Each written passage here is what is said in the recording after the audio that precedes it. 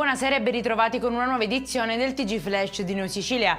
In apertura approvato dal Senato all'unanimità il disegno di legge contro l'inquinamento delle prove in caso di femminicidio. Il testo impedisce all'imputato dell'omicidio della propria compagna di disporne delle spoglie mortali. I voti favorevoli sono stati 107.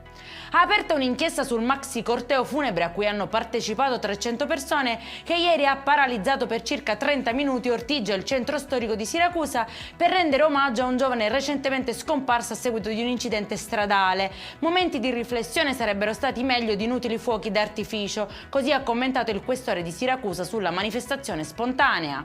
Giovanni Barreca è stato dichiarato capace di intendere e volere dai giudici della Suprema Corte di Cassazione e pertanto tornerà in carcere. Il muratore è accusato di aver ucciso durante un esorcismo la moglie e due figlioletti ad Altavilla nel Palermitano.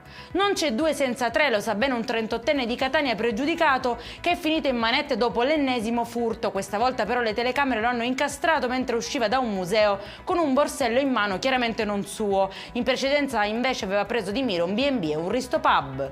E in chiusura il meteo, torna il bel tempo in Sicilia, per domani cieli prevalentemente sereni e nessuna allerta comunicata dalla Protezione Civile regionale. Per questa edizione è tutto, prossimo appuntamento domani alle 13:30. Buona serata.